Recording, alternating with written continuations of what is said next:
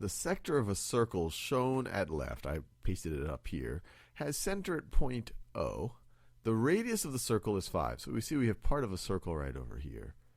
So we have that arc AB, and you see the radius from the center to any point on that circle. So OB is 5. And the length of chord AB is 6. And they've labeled that from A to B. The length is 6.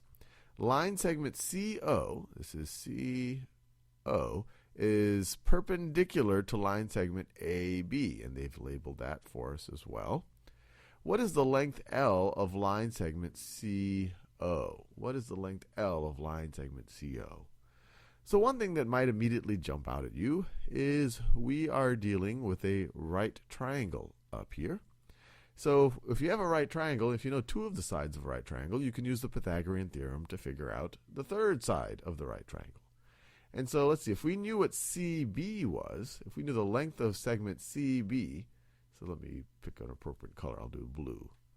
So the Pythagorean theorem would tell us that the length of segment CB squared plus L squared, I'll do plus, let me do L, I'll just do it all in this, plus L squared is going to be equal to the hypotenuse squared, is going to be equal to 25.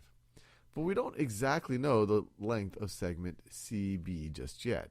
It's tempting to say that it's 3. It looks like it's half of the 6, but we don't know that for sure just yet. What we do know for sure is, look, if this is a right angle, then this is going to be a right angle as well. These two things are supplementary to each other. They're going to add up to 180, so this is going to be a right angle.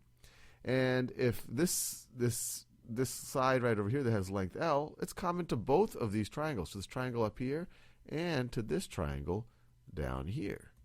Now the other thing that we know about this triangle down here is that AO is also going to be a radius of the circle. It goes from the center of our circle to it actually sits on the circle, on kind of the outside of the circle. So this is a radius, so this is also going to be 5. So what's the length of AC? Well, we could use the same idea. We can relate AC, L, and 5. So we could say just by the Pythagorean theorem, the length of segment AC squared plus L squared is equal to 25. So when you see it in these terms, you see very clearly that AC is going to be equal to CB. In fact, let me make that a little bit clearer. So we could say, if we subtract L squared from both sides, that CB squared is equal to 25 minus L squared. And we could write that AC squared is equal to 25 minus L squared. And so these two things are going to be equivalent. So this is going to be equivalent to that right over there. Now that is useful because now we know that the point C is at the midpoint of AB. And so these AC is going to be half of the 6 and CB is going to be half of the 6. And now we can say with certainty this is going to be 3 and this is going to be 3 right over there. Now once again, you might have immediately jumped to that conclusion and you would have gotten the question right. Or you could have kind of jumped to it a little bit faster without having to write all this math. You could say, hey, look, you know what? I have two right triangles.